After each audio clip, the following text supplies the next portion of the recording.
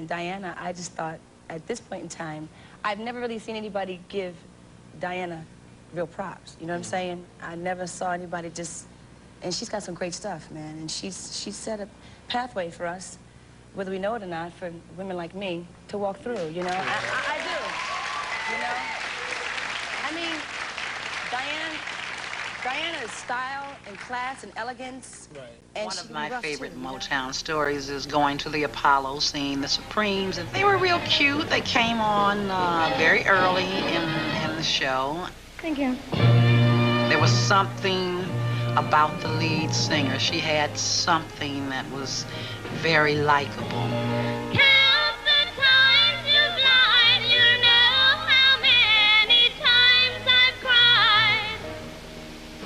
Let me tell you about Diana that most people wouldn't know.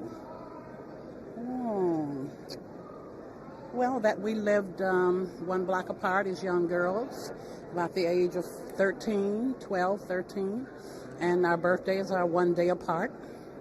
I'm 25, she's 26 or 24, I'm not sure. And did you know each other in the neighborhood? Yes, we did.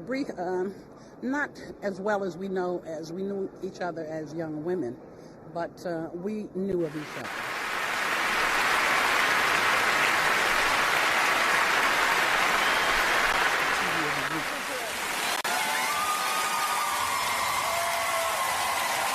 Okay, so for me, being a 10-year-old girl, watching you and having dreams, just like everybody when they found you, we all have our own stories of what that meant and how I carried that dream inside me for years because there wasn't anybody, I'm not going to cry, who was on television who looked like me. And that night that we all saw you, I think around the world, particularly here in the United States, our hearts lit up with the possibility of what it meant to be a little black girl. Thank you for that. Oh, my goodness. Thank you for that. That's a beautiful thing. Thank you for that. But of course, at the time, I was 10 years old. You were only 20 at the time you were on the Ed Sullivan Show. And at the time, you didn't realize that's what you were doing, right? No. No. I've been having role models before. Lena Horne, we had Lena Horne. But we didn't really know what to do except to try to be the best we knew how to do. Yeah, and when you look at your career, you recognize that you are and were a star and what that meant? I don't think we felt like we were stars. We felt like we were still growing. We were still becoming. We wanted to make good music, and we wanted to travel the world, coming little black girls from Detroit. And so I don't think we were really so consciously thinking at that moment that we had made it. Really? No, not at all. Not at all. When did you think you'd made it? When? Never. Well, when I was growing up, all the Motown music I listened to, Diana Ross was a real big Word of Diana? Diana, she's a legend. I mean, like Aretha is a legend. She's a legend as well. And I learned a lot from Diana. You know, I think the things that I learned, Diana was very fashion conscious in her presentation as a young singer. And I think up until that time, the singers, especially the black singers, to me, were not as high fashion minded. And I think she really kind of brought in that high fashion mindedness with the hairstyles, the asymmetric hairstyles and the short clothes. And she just went out there and she did it, the big lashes. And I mean, I love Diana. I'm a Diana junkie. So, you know, what can I say? Is she the boss? Huh? Is she the boss? She is of her life. I think that's the message she's giving.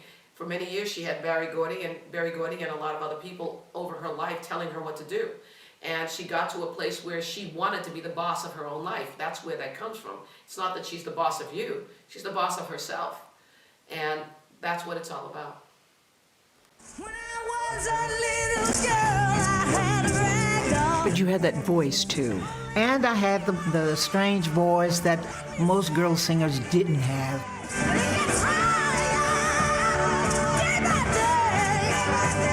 How does your voice sound to you?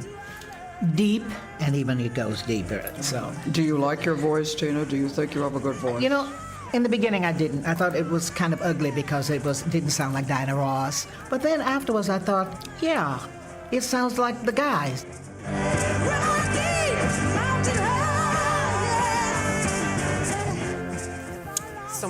power in that voice. Her point that she says that it sounded like the guys, even Ike Turner said when he first saw her on stage, he'd been writing songs for singers like Little Richard, but he didn't have Little Richard. Right. When he saw Anna Mae Bullock, who he then re-christened as Tina Turner, he had his Little Richard because that voice was that.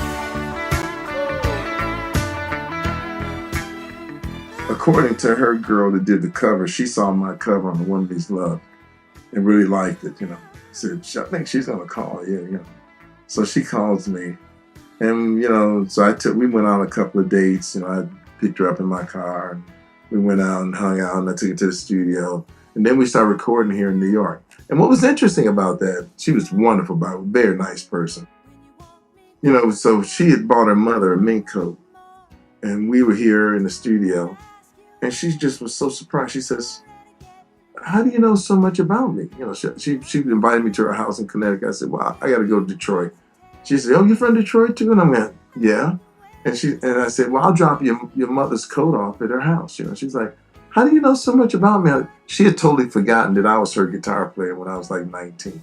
And I did all her records. And when I say did all her records, it was just me and her in the studio by ourselves. So now I'm an older guy, I'm more mature, and she's looking at me totally different from the way she looked at me when I was a little young kid playing the guitar for her. She totally forgot. I said, we flew to New York together on the airplane. You and me. We went to Electric Ladyland, cut some sessions, and she had totally forgot about it. She said, "That's you?" I said, "Yeah, that's me. I mean, that's why I don't know what you're talking about." She didn't know what I was talking about. I didn't know what she was talking about. I mean, you don't remember me, So that was pretty interesting. I was hoping I was going to have more time with her, of her singing, but she's like, "Okay, 2 hours. You got an hour and a half. You got it. That's it. I'm going to Atlantic City after that." I'd be like, "Oh, shoot, I got to get this right now," As opposed to some people that just sit there and sing their heart out forever. So it's just different ways that different people work. Love and Loneliness would be my preference over Up Front because I like the realism that she delivered in that. I still listen to that now sometimes. You gotta stop and ask yourself, is it really worth it? Is this love? Or is this just loneliness? Is this a mistake? But it was fun working with her. That was exciting. It was like the old days in Detroit and early California days when we used to work in Motown. So that was fun.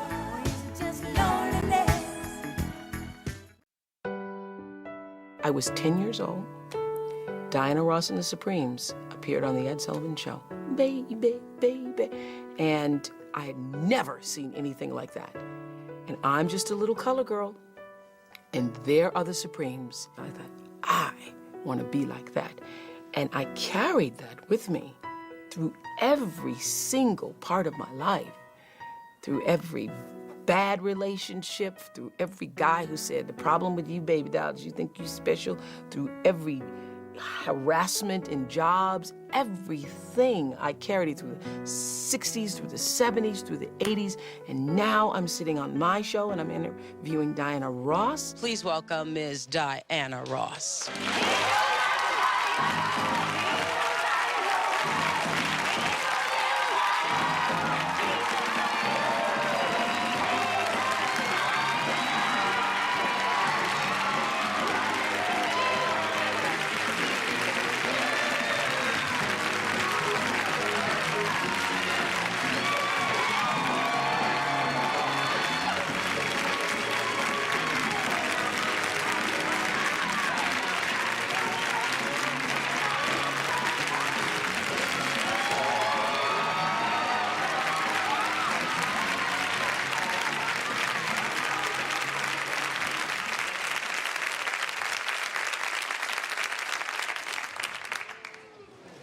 Oprah. Well, let me tell you this. That's so wonderful. Well, you know what? It's so interesting because I never really think about interviews, but I probably thought more about this one than anyone I've ever done. And I just wanted to share something with you. There are not words that could really express what it means to me to have you here today. But I remembered last night I was thinking about this, and there is a poem by Nikki Giovanni, and she says, she went to Sunday school, and she heard of Nebuchadnezzar, who was king of the Jews. And she was told of Shadrach, Meshach, and Abednego in the fiery furnace. And then she heard of Sheba, who was black and comely. And she said, I want to be like that. Oh, wow. I wanted you to know that when I saw you on the Ed Sullivan Show, when I saw you on that show and subsequent shows and the Dick Clark Caravan, I saw you and I said, I want to be like that. Oh, wow. Yes. Thank you. You represented hope for me. Yeah, it's wonderful. Hope for me, because you know, at the time, you know, back in the 60s, as I was saying at the beginning of the show, y'all know. Y'all knew African Americans. When we were colored people, there were no role models. And everybody who makes it, I think, makes it anywhere in their lives, any level of success achieves that because somebody shows them the light. And I think that's what you all were, the light. The night before my first interview with Diana Ross, I sat in my bathtub here in this house, and I boo-hooed in the tub, and I cried myself out. I literally cried myself out. Ran the water, cry some more. Run the water, I'd go to get out of the tub and go, oh, I'm not done yet, and then cry some more. So I literally cried myself out in the tub so that I could be a normal person. So you sit and you look at the interview with Diana Ross, I'm pretty normal. I look pretty normal. That's because I cried myself out the night before. Like, when I see her, don't start to shake, just look her in the eye. It's true, it's true. It was July 1983. I was watching the whole thing like I was there in Central Park, although I was in Baltimore, and I was so worried about her being electrocuted. Not only that, I couldn't get over the diamond studs in her ears, so I called... I called her production company the next day to ask them how many carats were there in her ears, and then they told me that they were 10-carat diamond studs. That's what they told me. Yeah, okay. Yeah. Somebody told you that. Somebody told me that. I went out, I was making $22,000 a year, and I went out trying to find me a 10-carat diamond stud. I love your earrings. Gosh, I'm just looking under that hair, girl. I finally got me some of those that you had. Finally. Took me 10 years to do it. And the block here. It took me 10 years to do it. And I remember seeing her diamonds. Her diamonds. It's the first time I ever saw diamonds on a black woman and knew they were real. And I thought, I've got to have diamonds. That became my desire to have that. I want to be like that. Yep, to this day. That was the moment. That was the moment for me. You've given me the best years of my life. I want to thank you. I want to thank you. You've given me the best years of my life. I want to thank you. Thank you. Thank you. Thank you for the best years of my life. Thank you. Thank you.